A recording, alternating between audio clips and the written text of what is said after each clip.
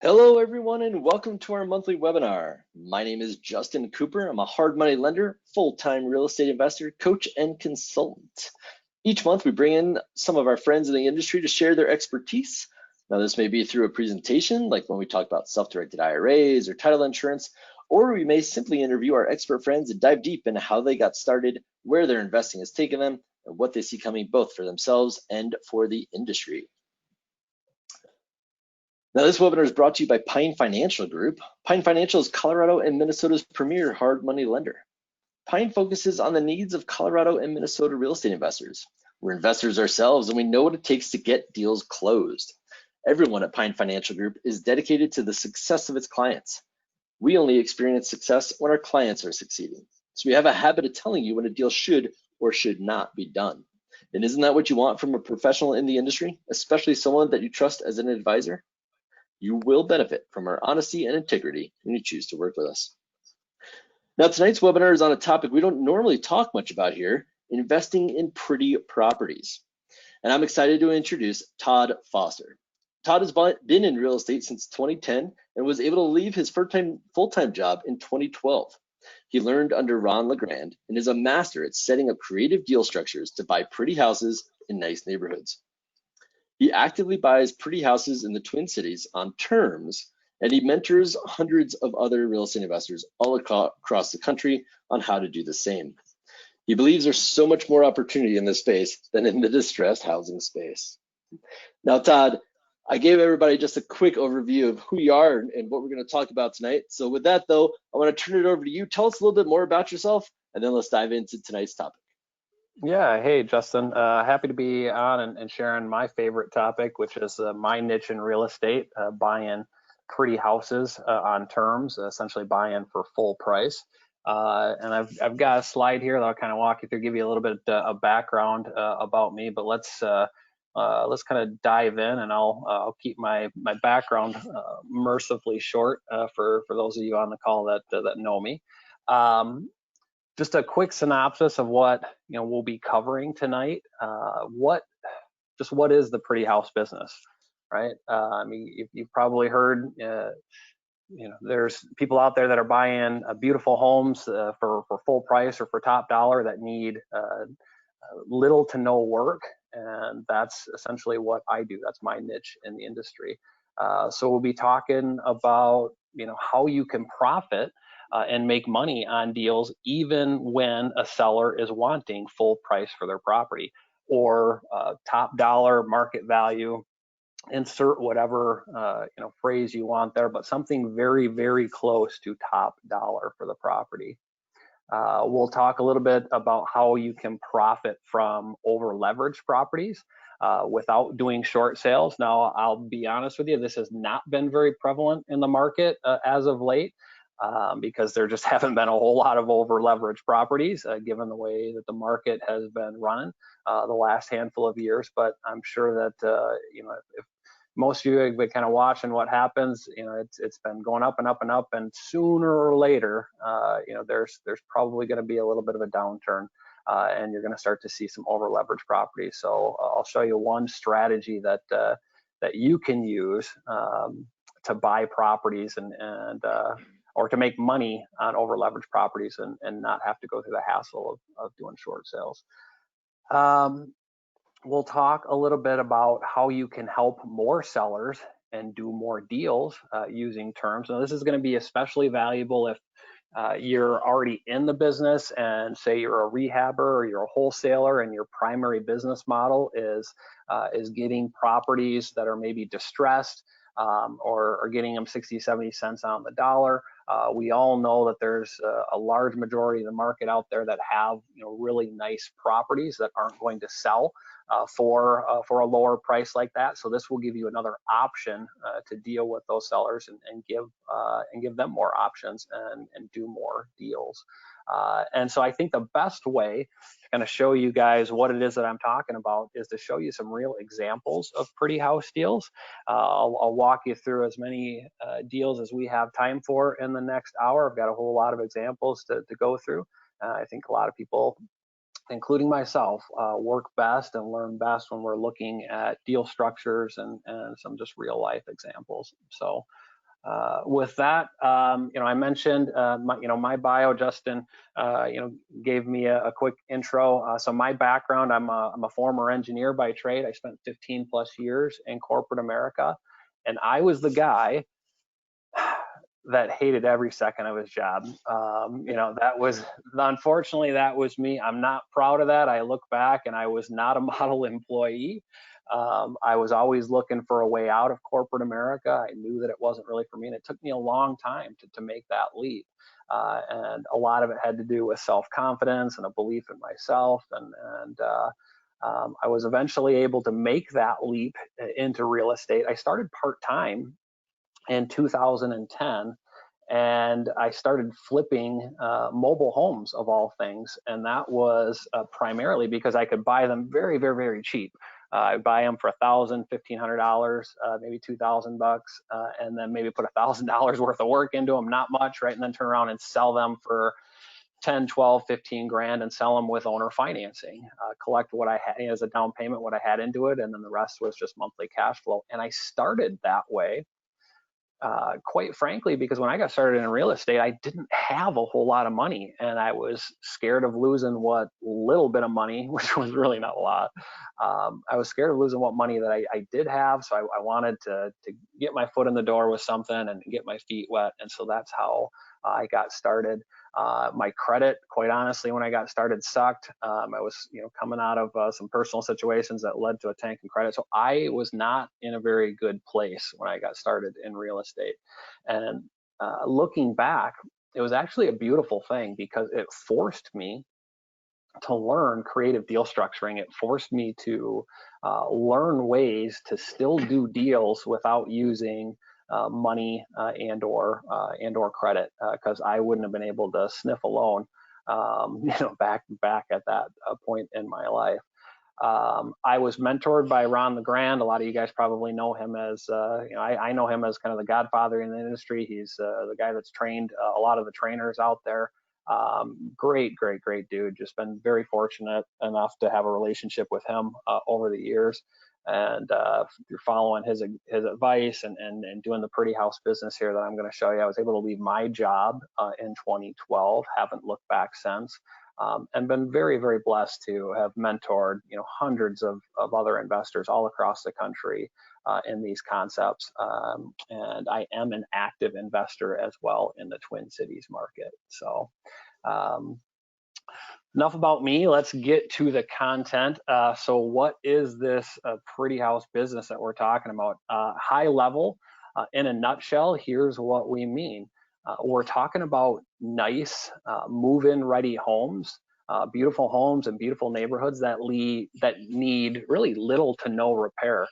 If you've been an investor for a period of time, you've probably got this phone call from a seller every now and again, and it goes something like this: "Oh, well, you wouldn't be interested in my house because it doesn't need any work," right? I mean, we've all gotten those calls. And in my case, it's like, well, no, that's exactly the house that I'm looking for. I'm looking for the nice move-in, ready homes that don't need repair. And it's okay if the property does need a little bit of repair. We'll show you how I handle that. But typically we're looking at maybe $10,000 or less, if it needs paint, carpet, that type of thing, that's okay. Anything more than that, I'll show you how we deal with that. In a nutshell, we're going to get the seller to provide us as the buyer time to pay them off in full. Okay, now that structure can take on a lot of different forms. It could be lease options, it could be owner financing, wraparound mortgages, contract for deeds. There's a lot of different ways that we can structure deals, but the real basis here is that we are getting time from the seller, and that's what makes these whole deals work, right? Is the time that we're going to get from the seller.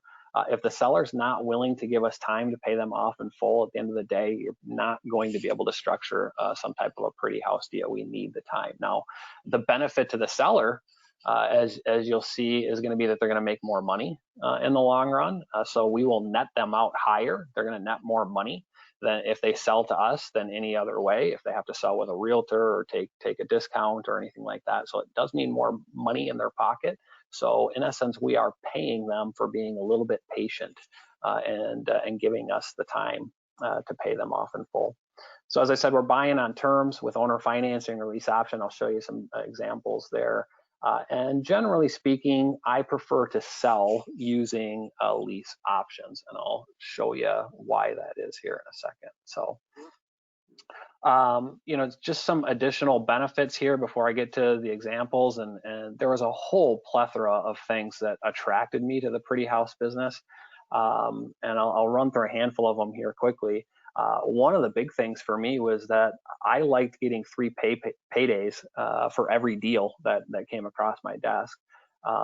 When I first started in real estate and I was trying to figure out what niche was I going to follow, what was I going to do, I looked at maybe doing some wholesaling.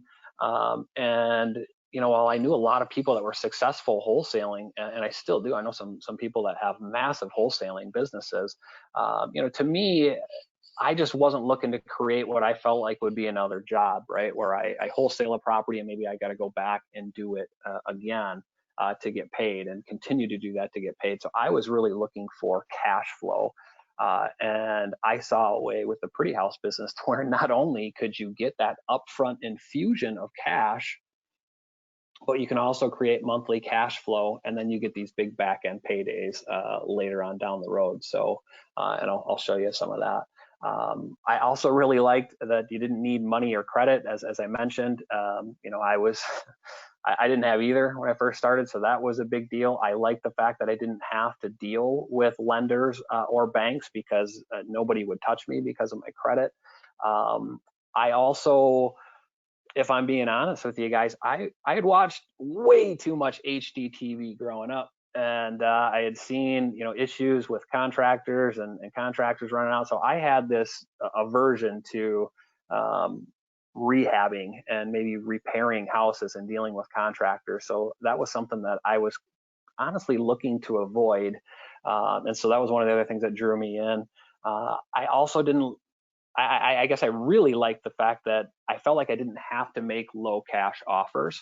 Now I'm fine with that now, but when I was first getting started, that was kind of a roadblock for me mentally. I was like, man, is anybody really going to sell me the property for, 60, 70 cents on the dollar, that type of thing. So that was a hurdle for me, and seeing a way that I could make better offers and offer more money to the sellers was something that was attractive. And just a handful of other things here. I also feel like there's a little less competition for deals in the pretty house business than there is in the wholesaling and or rehabbing market right now.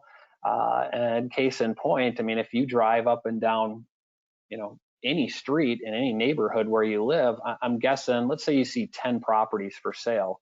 My guess would be that 9 out of 10 of them are probably MLS ready, mortgage, perfect looking homes, ready to go. Those are the deals that we're looking for, the pretty houses, right? And there might be 1 out of 10 of them, maybe 2 out of 10 that is distressed, needs a little bit of work, needs some repairs. And I felt like there was all the wholesalers, kind of chasing those deals. So I wanted to chase the the larger percentage of homes, if that makes sense. I think you'll see that I've got a larger buyer pool, which makes selling properties easier. And what I mean by that is I'm working with people that are looking to do a rent to own. So I don't necessarily care when I sell my properties whether they, whether a tenant buyer can qualify for a mortgage right away. We just need to make sure that they can qualify at some point down the road. So I don't need to deal with the smaller percentage of buyers out there that can qualify for mortgages right now. And then, the other thing that I really like, I think we're, it's my personal belief that we're all here, to do something in this world to serve others. And I feel like this business allows me to serve, renters and help turn them into homeowners. And that's really a big deal to me. So that was another thing that I really, really liked about the business. So, so let's dive into some examples.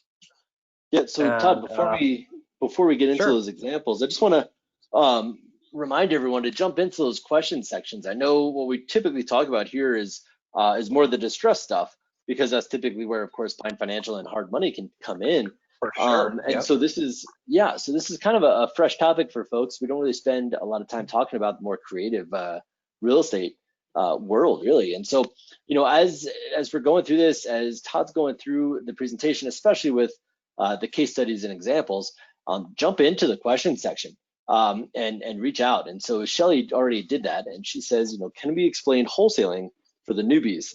And so wholesaling, in my opinion, and Todd, I'd love to get your take on it, but in my opinion, wholesaling is a wholesaler is like an acquisition specialist, right? Their job is to go out and find good deals, get them under contract, and then turn around and sell them to you, to Shelly, to Todd, to whoever the case may be, and kind of serve it up on a silver platter. So they may be making lots of offers on the MLS. They may be knocking doors. They may be going to the auctions. They may be doing direct mail and postcards and bandit signs and all these things to get potentially motivated sellers to call them. And then their job is to see if this is going to be a good deal and then write an offer and get the deal under contract. And they don't do the fix and flip. They don't deal with the tenants in the toilets. They just get the property. They just deal with sellers, get the property under contract, and then they come to us to do the fix and flip or to own the property as a rental or something like that. So they're just acquisition specialists finding good deals and then turning them over to other investors. Yep. Yeah, and the only other thing I think I might add to that, Justin, when a lot of times when I talk about wholesalers, you can wholesale, essentially any contract or sign any contract, right? But at the end of the day, when I am looking at or I'm talking about wholesalers, I'm typically talking more about the ugly house side of the business. To me, there's a pretty house world and there's an ugly house side of the world. And to me, Exactly. the ugly house is the one that I think you guys deal with a lot more on this call, that needs the fix up work, that type of thing, where hard money would come in and somebody would do the fix up and repairs. And so wholesaler, typically speaking, now this isn't always the case, but typically speaking, wholesalers are generally making cash offers for properties, and then they're turning around and wholesaling that contract for a slightly higher price to somebody that is going to do the rehab and taking that fee. So in my world, we're dealing with terms only. Very, very, very rarely am I going to pay cash for a property. And in fact, I don't pay cash for property. If I was to get an ugly house under contract, I would wholesale it myself as well. I just don't actively solicit and look for those deals. Every now and again, they come across my desk, but this is just more of the pretty house world is what I've kind of immersed myself in. So that was a good question. All right, so let's take price. So I'm actually located here in the Twin Cities in Minneapolis. So I got a property in Apple Valley, Minnesota. So here's a situation on this one. So this is a property where the seller came to us. They were asking $320,000 for their property. They had actually had it listed for over 6 months, and they weren't getting any bites. They couldn't get the property sold. And so they called us, and just from interviewing the seller, talking to the seller, one of the questions I always like to ask, especially when a property isn't selling, is what kind of feedback are you getting? Why do you think it's not selling? And they said that they thought the issue was that it just had a small backyard. Now it did have a small backyard, but I don't know if that was the issue or not. I guess it didn't really matter to me. So in interviewing the seller, I was asking, okay, tell me a little bit more about your situation. What is it that you're really looking to do? And come to find out that they were really just asking $320 for the property so that they could cover the realtor expenses. They could cover their closing costs, and it gave them some wiggle room to come down on price in case a buyer made them an offer and they had to negotiate, right? Because they really just wanted to get out of there for what they owed on the property. They owed $278,000 on it. And so in an ideal world, they said, look, man, if we could get out of here, we want to move to Florida. We just don't want to come to the table with any money. And so what we did in that situation is we essentially did a wraparound mortgage. So we kept their existing mortgage in place, and we just wrapped a new mortgage around it for the same amount. So the seller had their existing mortgage in place. Their loan payment was $17.22 a month. So that essentially made our payment $17.22 a month. So that's what we did. We bought the property for $278,000. Didn't cost us any money up front, and our monthly payment was $722 a month, or $17.22 a month. Sorry. And so there was no. Go ahead. I was going to say, talk a little bit more about a wraparound mortgage, and so tell us like what that is and the mechanics, and spend a minute or three on that. Yeah, so all a wraparound mortgage is so if a seller has an existing mortgage in place and you want to place another mortgage on the property, it's if you want your payment to go to their underlying mortgage, you're just going to create a wrap, and this is all done through your real estate attorney. And so you're just creating a paper trail that shows the mortgage that we create encompasses, it wraps the underlying mortgage, right? So that when our wraparound mortgage is paid off, it also has to pay off that underlying mortgage. So that's really all it means. It's you've probably heard of a lot of investors taking debt over subject to. I actually prefer to do wraparound mortgages because it protects the seller a little bit more. It gives them a debt instrument back. It allows them to qualify for an additional mortgage at some point down the road because now they've got a debt instrument from us showing that, hey, we're making the payment on their underlying mortgage. So that's why we do that. As far as the exit, go ahead. I was going to say, you mentioned sub two or subject to, but give us an example of that as well, or a little definition of that, since we are talking about creative strategies. I want to make sure we're defining some of these things for everyone listening. Yeah. So when you're taking over a property subject to, you're leaving the existing financing in place, and you're buying the property subject to the existing financing. You're buying it subject to the existing mortgage. So the seller, technically speaking, is still liable, still responsible for making that underlying payment. They're selling you the property, so you're going to own it, but they're still going to be on the hook for making the mortgage payment. So there's an awful lot of trust that goes into a deal like that. And quite frankly, if an attorney gets involved on the seller's side, they're probably not going to let them sell the property subject to. So that's the other reason that we typically would do a wraparound mortgage. So we want to give them back a debt instrument, give a debt instrument from us to the seller that shows that we're making the payment on the property. And if for whatever reason, if that payment didn't get made, it gives them a way to take the property back, to foreclose. It gives them an instrument to foreclose upon, right? So as far as I told you that my primary exit strategy on a lot of these deals is using lease options.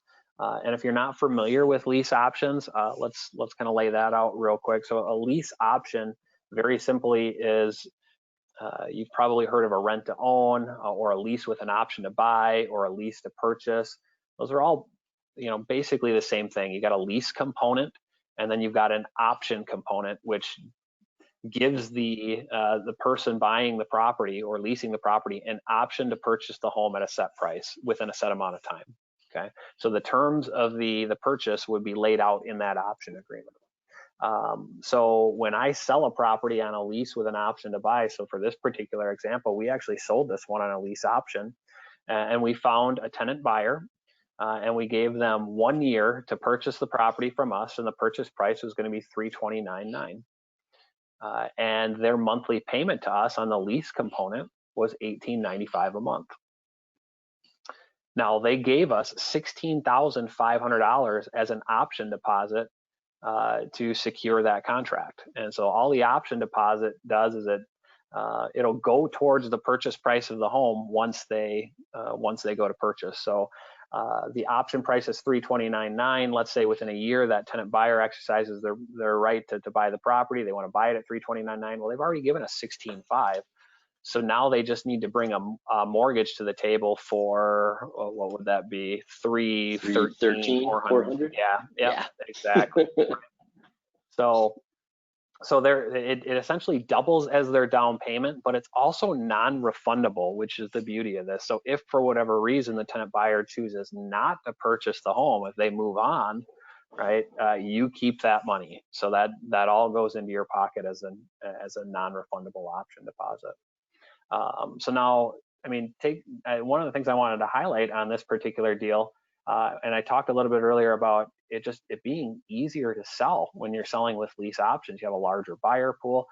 So remember, this guy was asking 320. You know, he had tried to sell it for over 6 months on the MLS with a real estate agent, and he wasn't getting any bites at 320. And we were able to, secure a purchase price of 329.9 on the lease option. Okay, and again, that's just it really comes down to supply and demand. I've had people asking, well, hey, Todd, can you really sell it for, that much more? And here's the thing, guys, you've got to be reasonable about the purchase price. I mean, it's got to be within reason. But one of the things I can tell you is that if you sent 5 appraisers out to that property, if the true value is 320 plus or minus 5%, you're going to get values all the way up to 335, maybe down to 310, somewhere in there, right? So it's all subjective. It's all what a buyer's willing to pay. So 329.9 was well within the range of what that property was worth, and we gave them a 1-year term. So let's take a look at the profit centers and just kind of calculate what you can make on a deal like this, or what we made on a deal, because this is one that we've actually cashed out of. So we collected that $16,500 up front. That was our non-refundable option deposit. We had $173 a month in positive cash flow. That's the difference between the monthly rent and our outgoing payment on that seller's underlying mortgage, right? And then we still had over $35,400 coming to us on the back end in terms of equity when this property cashed out. Because remember, the buyer was going to bring, what do we say, $214,000 roughly to the table. Well, remember, our purchase price was $278,000, so that difference is a little over $35,000 that would come to us in equity when the property gets cashed out. So you're looking at over $52,000 on this deal, just for knowing how to structure it. And again, this was a property that came to us with, and it was a free home. The seller was basically just looking to get rid of it. So we get $52,000 just for knowing what to do. Free house. We didn't need money. We didn't need to leverage our credit. We didn't have to deal with lenders or banks. We didn't have to make any repairs to the home. It was already in great shape, right? So a lot of big benefits of doing something like this. Now, one other thing that I would point out here is, what else did that non-refundable option deposit do? I mean, did it not protect you against unforeseen events, or could it not protect you against unforeseen events, right? And what I mean by that is, I mean, look at what's happening right now in markets across the country. I mean, you can't evict people right now for maybe not paying rent. So if you're a traditional landlord and you're sitting on maybe 1 month's security deposit, right, and tenant decides to not pay, that might hurt a little bit. But on a deal like this, where you've collected $17,000 up front, it gives you a little bit more leverage. It gives you a little bit more leeway. And I can tell you, of all the properties that we're sitting on right now, I mean, knock on wood, it's been an absolute blessing. We have not had any tenants not make monthly rent. I can tell you, we've had 3 of them that have lost their job, but they're continuing to make that monthly payment. Now, why? Because they've got a lot of money at stake. If they don't continue to perform on the lease component, then they lose the option. They lose that non-refundable option deposit. So it can really protect you against any kind of unforeseen event, like COVID-19, which I don't think anybody could really predict it, right? So yeah, exactly. So that has been a big benefit that I didn't even honestly realize. 100% of the maintenance is passed along to that tenant buyer. So say goodbye to toilet issues and calls in the middle of the night. You're training people to be homeowners. They're essentially homeowners in training. So our agreements have them responsible for 100% of the maintenance on the property. And on top of that, I mean, we own the property. So we get the tax benefits, we get to depreciate it, and as long as the property is held for longer than 1 year, we're paying long-term capital gains on any gains, right? So, Got a couple. Sure. Got a couple questions there. So first one, how long did you hold this property before finding the tenant buyer? On average, it takes us about 30 days to find a good quality tenant buyer. If you advertise, correctly, there's not gonna be any shortage of tenant buyers. They're gonna come out of the woodworks looking for a rent to own property because there's so few of them available. The trick is finding somebody that in all reality can qualify within the next year to 2 years, right? So you want to have a good mortgage person on your team that can take a look at their credit and do that analysis and say, yep, okay, this person really, is moving in the right direction. It might take them a year or 2 years to get qualified. But then the other thing is you're looking for somebody that actually has cash. You want somebody that's going to put their money where their mouth is, right? Because you are locked into that person for the next year, 18 months, 2 years, whatever it is that you give them in terms of an option. You can't turn around and sell it out from underneath them. You're kind of locked into them. So you want to make sure that they're serious about working with you to get the property cashed out. So you'll have no shortage of people that'll come to you with $5,000-$10,000. And it's up to you what you want to accept to put somebody into the property. As a general rule of thumb, for me personally, I get this question all the time: is well, how much are you looking for a non-refundable option deposit? My business rules are I'm not going to accept anything less than 5%. I'm generally getting closer to 10%, sometimes more. And you have to look at it from the standpoint of what's it going to take them. How's a lender going to look at them? How's a lender going to treat them? If they had perfect credit, right, and they wanted to go get a conventional loan, the minimum would have been 5% down, right? So, and that's if they had perfect credit. So when people come to you, if they don't have good credit, you want to make sure you're putting yourself in a position to protect your investment and collecting enough funds from them up front to make sure that they're serious about working with you. Does that make sense? Yeah, and so you said it takes you about 30 days to find them, but is that just to find them, or is that to find them and place them so that they're actually in the property? And thus, I think one of the questions, or the deeper question might be, how many months of payments did you have to make before you had a tenant in there? Great question. So none. And that all comes back to creative ways of writing the contract. So typically when we do a deal like this, we bake in the time to find the tenant buyer that we want living in the property before we're on the hook. So standard when I do a deal like this, I can tell you on this particular deal, the way I wrote this agreement was that my first payment was going to be 60 days after we close. So I had time. So even after we closed, the seller was on the hook for making that monthly mortgage payment. Now, some sellers may or may not balk at that, right? So you kind of have to determine every deal is going to be a little bit different, but my standard agreement goes in with me giving me at least 60 days, and I usually get 90 days before my first payment is due. So I'm not on the hook for making any payments. And that's a big deal because you don't want to have your back against the wall. You don't want to be feeling like, oh my goodness, I got another payment coming up and I don't have anybody, right? You want to be able to be selective in who you put in the properties.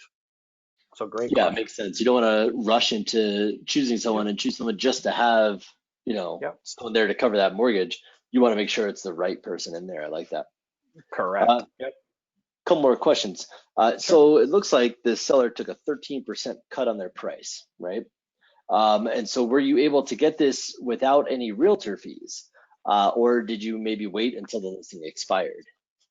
Yeah, this guy called me after the listing had expired. So this was an expired listing. So there were no realtor fees involved. As a general rule, it's very, very, very, very rare that I would do a deal with realtors involved. Now, I am a licensed real estate agent, so I don't necessarily mind that. But at the end of the day, somebody has to typically pay those fees, right? And I would prefer not to. So this was one that just happened to come to me after the listing expired, so no realtor fees. Gotcha. And so how did it come to you? Were you marketing to the expired listings or marketing to the Yes. property in particular? Or? Yeah. Yeah. Nope. I was marketing to expired listings. Gotcha. Okay, so it came to you because you said, "Hey, come to me," Correct. through your marketing. Gotcha. Correct. And then the lease option. Do you record this anywhere? You can record a notice of option. Um, I, if I'm doing a deal with a seller where I get a lease with an option to buy, then I would typically want to record that option in public records. Now, sometimes I do, sometimes I don't. I was trained to do it. If I'm being honest with you, I don't always do it. I probably should. But when I install a tenant buyer into a property that I own, I never record an option against my own property. I don't do it. Now I've had one deal in 10 years where the tenant buyer asked to do that, and we did because they had a pretty significant option deposit, so we were okay with that. But in general, you really won't have to do that on these properties that you own. And Good question. so when you're buying, you say you want to record the option, but when you're selling, you say you want to avoid recording the option. And so what, why yes and no in the two situations? And then what is it, I guess a deeper, like, why would somebody want to record that? Why do you want to record it or not do it? So I mean, I've had, for example, I've had students come to me in the past and say, "Hey, Todd, let's say I'm going to do a lease option with a seller, right? So now I've got a lease and an option to buy, and your exit strategy there is to do a sandwich lease option. So you're going to lease it to somebody else for a higher rent price and for a higher option price, and you're going to collect that spread. And Now so you a sandwich lease option would be like the two slices of bread, right? You got on the bottom correct. piece of bread is a lease option, and then the top piece is a lease option, and then there you are in the middle. Correct. Yeah, you're Okay. collecting that spread in the middle. And so if you have any kind of, I mean, if you're not going to be able to sleep at night thinking like, man, well, what if the seller isn't going to honor my lease option? And then you might want to record a notice of option so that they can't do any funny business like that. Yeah, so they I've can't never, sell it out from under you or something, yeah, right? and Like I've we have never this had agreement and it's recorded, correct. so you got to stick to it. Yep. So that's why at the end of the day, it's probably a good idea when you're buying properties or you're doing a lease option with a seller to record that notice of option. Now I know my integrity. I'm gonna sell something to somebody if I say that I'm going to do it, right? So at the end of the day, I don't feel the need to create an additional paperwork trail and record an option against the property that I own. And let's say at the end of the day, I put somebody into a property and I give them 1 year to cash it out, and I've got this notice, of option recorded against my property. Well, the tenant buyer moves out, and then they don't end up buying the property, and then at some point down the road, I sell it to somebody else. Some underwriters are going to want, not all the time, but sometimes they're going to want that notice cleared, or they're going to want some type of a letter, sometimes from that buyer saying, hey, or a quitclaim deed relinquishing their interest in the property. And I don't want to go through that hassle, right? So that's why I don't typically record them against my own properties when I'm installing somebody in the property. Does that make sense? Yeah, totally. So on the buy side, you want, if you're going to do a lease option on the front end, you want to record it to kind of hold the seller's feet to the fire when it comes time Sure. for option and they can't sell it out from under you. But then conversely, lease options, are, I think a lot of folks feel that the buyer, the rent to own buyer, the lease option buyer, sometimes they can't, right? They don't get their credit together, they can't get their financing, and so they fall out. And so last thing you would want is to have something recorded on that end that kind of ties Right. it up for the next buyer. Right. Yep. Correct. That's exactly why I don't do it. So if a tenant buyer comes to me and says, hey, I need to have that recorded, I may or may not choose to do it depending on whether or not I'm accepting them for the property. And ultimately it comes down to, do they have enough skin in the game? Have they put enough money down? And if the money down on the property is right, I don't necessarily mind doing it. I've only had to do it once, but that's kind of where I'm at with that. Gotcha. Awesome. And Right. One more question here. Sure. How long would you normally write your lease option when buying? So how long till you have a balloon payment due? Yeah. So when I install somebody into the property, you have to be fair about it, right? You can't put somebody into a home and say, hey, I'm going to give you 1 year to get this property cash. I'm going to give you a 1-year option. And they just filed for bankruptcy 2 days ago because you're setting them up for failure. They're never going to get a loan, right? So we have a mortgage person on our team that looks at their credit, that helps guide us. And every case is different. I'm not going to lie. I'd love to be able to tell you that it's just a set, hey, everybody gets 1 year, everybody gets 18 months. But I don't feel like you could personally do it that way. You have to be fair about the person that you're putting, to the person you're putting in the property. You got to set them up for success. So if they're a 2-year project, we're going to give them a 2-year term. If they're an 18-month project, we're going to give them an 18-month term to get the property cashed out. So that's how we do it. It's all case by case dependent. Now I prefer to get them, to do 12-month terms. I'd say 90% of our deals kind of fall into that category, but sometimes we will do it for longer if it warrants the need. And so if you don't know how long this the back end buyer is going to need, it could be 12 months, 18 months, 24 months, you're not really sure. And then of course, there's always the chance that buyer falls out, say at the end of 24 months, they can't perform on the option. And so maybe now we're back looking at maybe another 24-month lease option or something like that. So how do you structure it on the buy side if you're doing a lease option? How long would you have for that option on the front side? Good question. Let's talk about our next deal example because I will cover that. I will show you. Yep. So here's another property in Maple Grove, and this one is, we just happen to be talking about sandwich lease options. This was a sandwich lease option. So essentially what that means, again, is that the seller was asking $499,900 for their home. Now it was a free and clear property. She didn't have a loan on this property. It was a beautiful home, you can see, and so when I talked to her, her whole deal was she just didn't want to have to deal with the traditional sales process. And honestly, she had 4 homes and she was just looking to create some type of residual income. She was trying to turn these into an investment. She just didn't really know how, right? So she didn't want to just sell the property outright. She wanted to create a little bit of an income stream, but she also didn't want to be a landlord. So when I talked to her, so she was asking $499,900. We agreed to lease option the property for $475,000. Right, so that was our option price. It didn't require any money down. Our rent payment to her was $2,300 a month. And she gave us a 4-year term. So that means within 4 years, we needed to exercise that option, or she could turn around and do whatever she wanted with the property, right? And then keep any money that we had given her. Now, we structured this deal, even though it was no money down, and we were paying her $2,300 a month. Half of that, $1,150 per month, was actually going towards the option purchase price.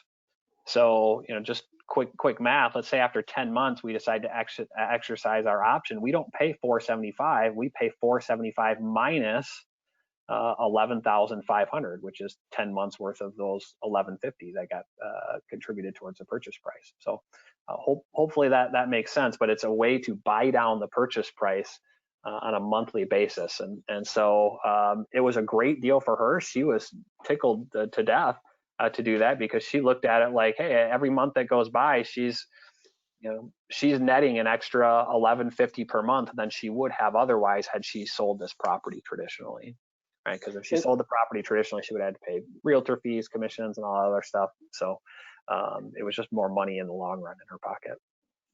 And so that $1,150, so does the full $2,300 in this case go to the seller, and it's more like a paperwork trail to note that it's great question. Okay. Yeah, it is a paperwork trail. Right? So we still pay her $2,300 a month.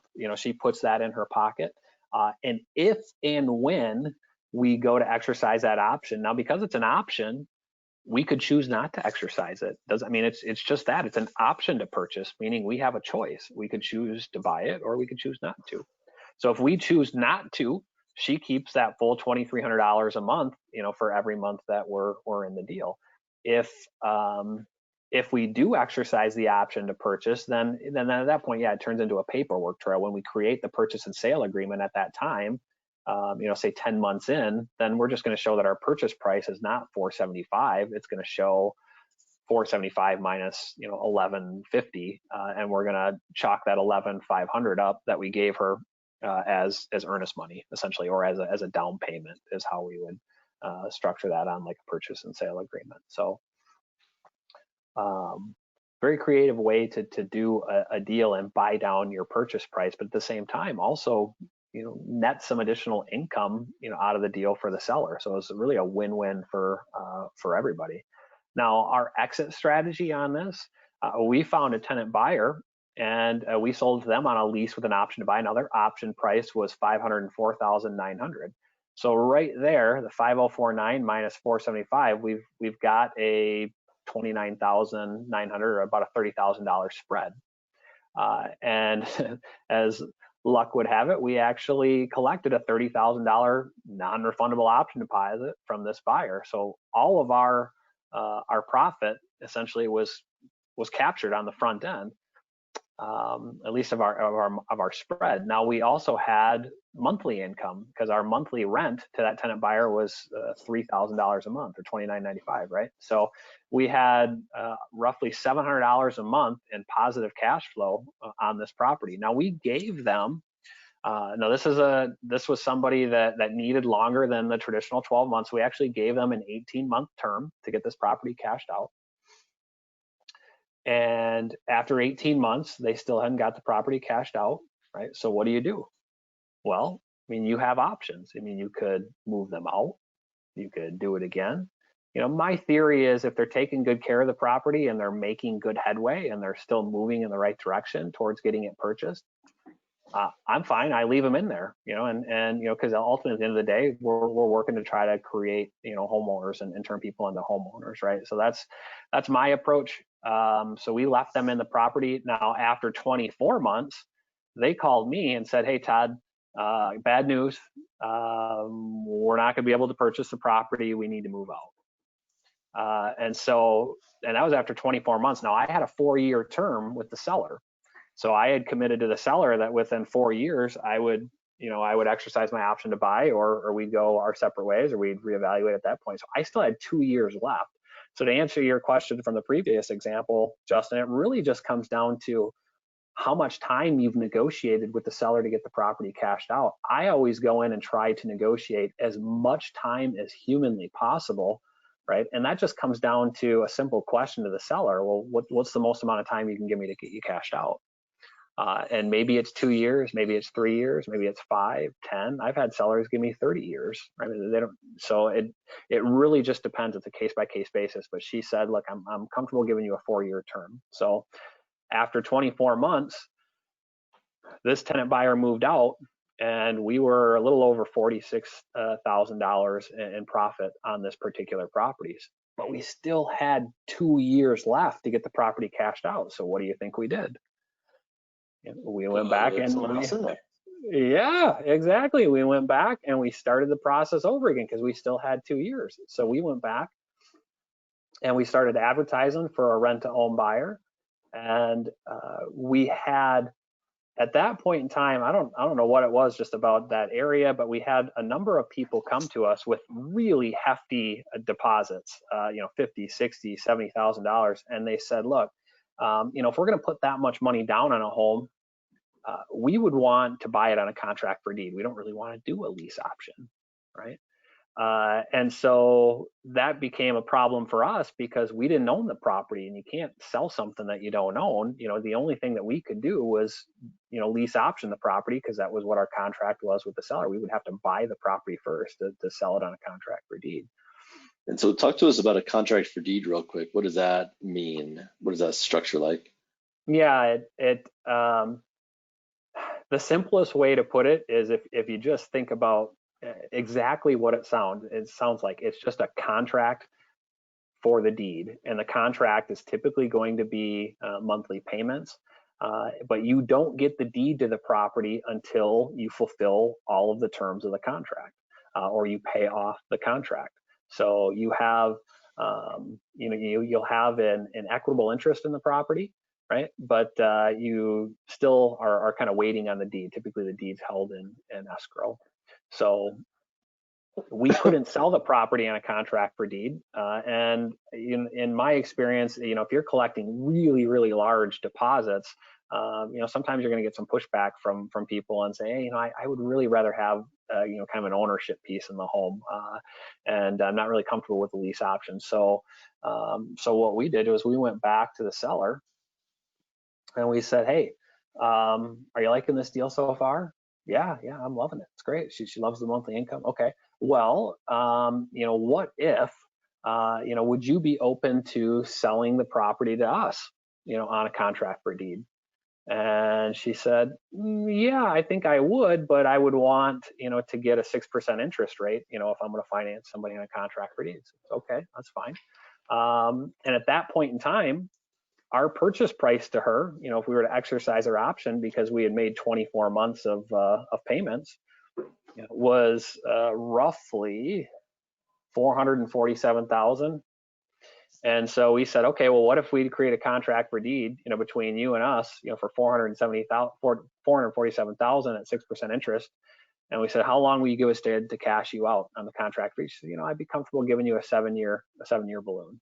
Okay, perfect. So we signed it up like that, and then we had a couple of buyers in waiting, and one of them wanted to buy the property from us on contract for deed for $499,000, $500,000. Now they had an $80,000 down payment, right?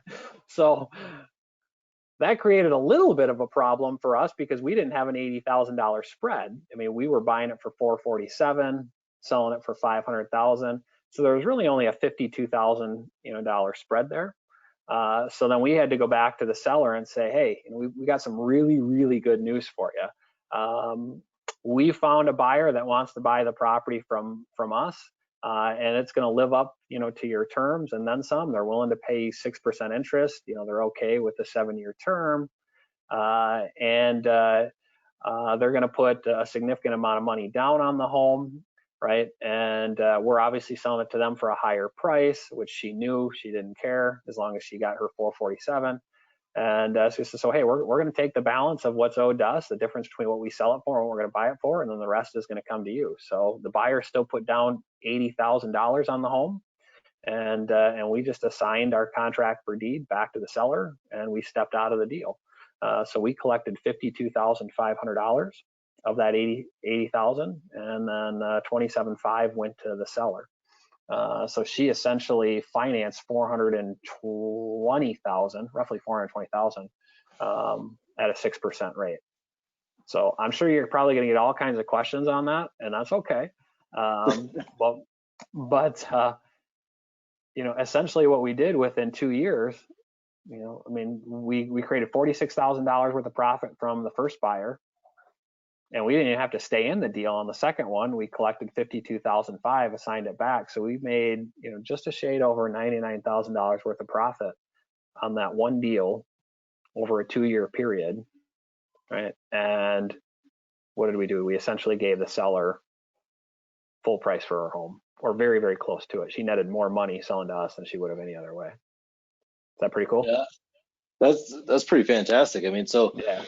So the seller was collecting $2,300 a month for 2 years, and then now is collecting the 6%, over the next 7 years, whatever that is, as well as the $20,000, $30,000 down payment at the end of this 2 years when it switched over to strategy. So I mean, pretty solid for the seller, who was looking for cash flow and looking for a little bit of cash, and but wanted the monthly cash flow for a while. That's a pretty sweet deal for the seller. I would imagine that they were pretty excited about that. Oh yeah, she was tickled pink. Yeah, she's very, very, very happy about that. It worked out well for all parties. Again, she made more money selling it this way than she would have any other way. And remember, going back to what what she was looking to do. I mean, it was a free and clear property. She wasn't hurting for cash. She wanted to turn it into an income property, and she wanted to do it the smart way. She wanted to make more money on the home and create an investment out of the home. So it worked out really, really well for all parties. And then the buyer got what they needed out of it because they needed to do a contract for deed because he owned a auto body repair shop. and he was going to have a hard time getting qualified for traditional financing because he had wrote down his expenses on his taxes for a number of years, right? So those of you that are self-employed and play that game, a lot of you guys understand what I'm talking about there. So he was going to have a hard time qualifying for traditional financing. So that's why they were looking for a longer term contract for deed. So it worked out really, really well for everybody. Yeah, I love it. So got a couple of questions. Sure. First off, you said you advertise for these homes or deals. So how do you do that? What does that look like? For me, it's bandit signs, it's Facebook marketing, and it's direct mail. And from a direct mail standpoint, you can pick any list that you would typically target as a traditional investor, and you would probably change your marketing message up a little bit just so that you're getting the right callbacks. Where maybe a traditional wholesaler or rehabber is typically, maybe your message might be we're buying properties fast, cash, that type of thing. My typical marketing message is, hey, we're buying properties for full price. So you're just tweaking your message just a little bit to get the right people to call you. Yeah, and it'll stand out from the other 40, postcards and letters that all say, Right. I'll pay cash fast. Right. Your letter's going to stand out a little bit. For sure. And so going back to this Maple Grove example, and that first tenant buyer said, hey, I can't perform at 18 months, and then again at 24 months. And so now it sounds like they were civil and had a conversation, and they left. They told you they're going to leave, and they couldn't do it, and so they left on their own. But what if you get to that point and they're not playing nice? Do you have to evict them, or do you actually foreclose on them? Because they're a tenant at that point, and they're always a tenant, which is always why I prefer to use lease options, because to get them out of the property, it's just a simple eviction. They're in there on a lease. They just have an option to purchase it, right? If they don't perform on the lease, you evict them. If they're a holdover and you want to end the lease, and then they don't want to move, then you evict them. So yeah, no, there's no foreclosure or anything like that. Just a simple eviction. Gotcha. And then you call it an option deposit. I've heard that you should not use the word deposit, because especially when we're talking about leases, people look at deposits as something that's refundable. And so some folks say call it an option fee, not an option deposit, but you're calling it an option deposit. And so have you run into that where, again, say in this example, the person put 30 grand down and can't perform, and they're like, okay, I can't do it, but give me the house is still pretty, give me my deposit back. Right. Yeah, I have heard people make that claim before. I've never run into it. I've always, and maybe it was just how I was trained and how I learned, I've always called it an option deposit. My paperwork is very, very clear in that it's a non-refundable option deposit, and they sign in front of an attorney. They sign disclosures saying, yep, they understand that they're not getting the money back for any reason, whether or not they choose to purchase the home. So ultimately, it usually comes down to who has the best contracts. I feel like we've got some pretty good ones. So I'm not too terribly worried about that. If it was to ever be challenged in court, maybe that is something that would be, an issue. But knock on wood, never had an issue. Yeah, and you make a good point there, right? So you're having this tenant buyer sign multiple things, right? There's disclosures, they see that it's there, they're initialing, they're signing, it's in front of an attorney who can explain it to them. You're taking the steps. These aren't like the normal MLS, buy and sell agreements that are so cookie cutter and everybody just kind of pushes through the paperwork and yay, I got a loan in a house. There's a lot more nuance to this because it's not mainstream. And so there's got to be a lot more communication. So I imagine you're talking to your sellers a lot more, you're talking to your tenant buyers a lot more, and explaining what all this process looks like and how it will obviously work for them and benefit them, but then also like what happens if it doesn't go perfect. A lot more conversation and communication. Yeah, especially on the front end of the deal. Yep. All of that has to be laid out and crystal clear. So we have a deal meeting with our tenant buyers. We bring them into bring them into the office. We'll have a conversation with them.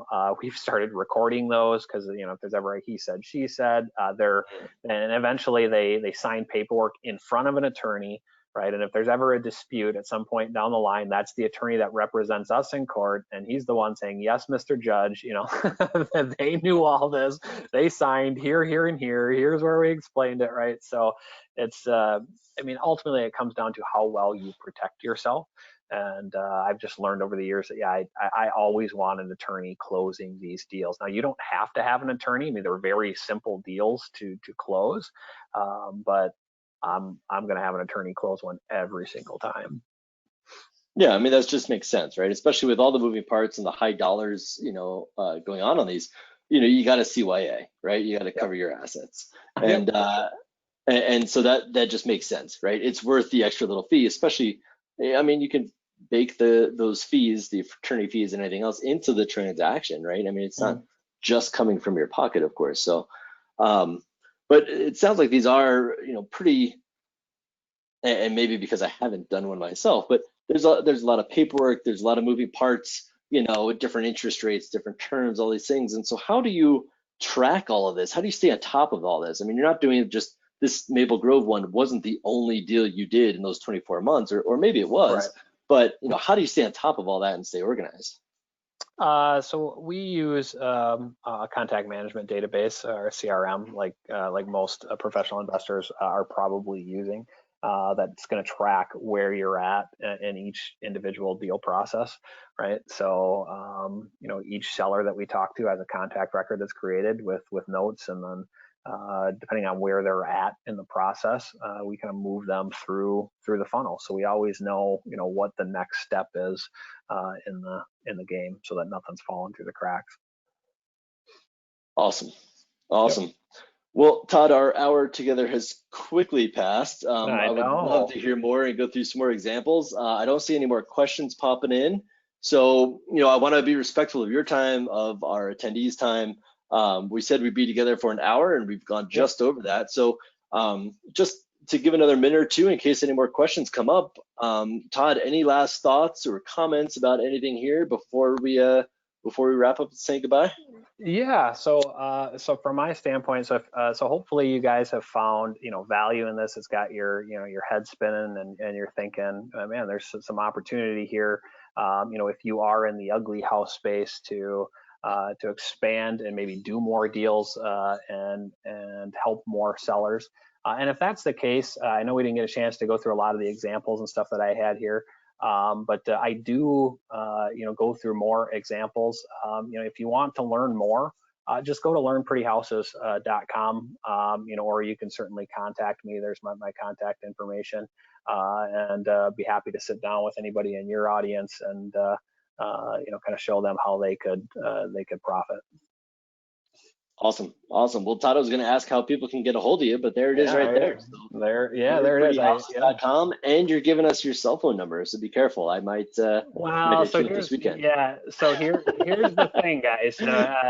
I will tell you, I am a very private person, and Justin, you can probably attest to this because the first time you called me, it went to voicemail. So if you are not in my phone, it is not going to get answered live. It is going to go to voicemail, right? So the best way, you know, if you want to try to get a hold of me, is to go ahead and text me. Now, you may or may not get a reply right away, but yeah. So from that number does come to me, but text is always going to be best.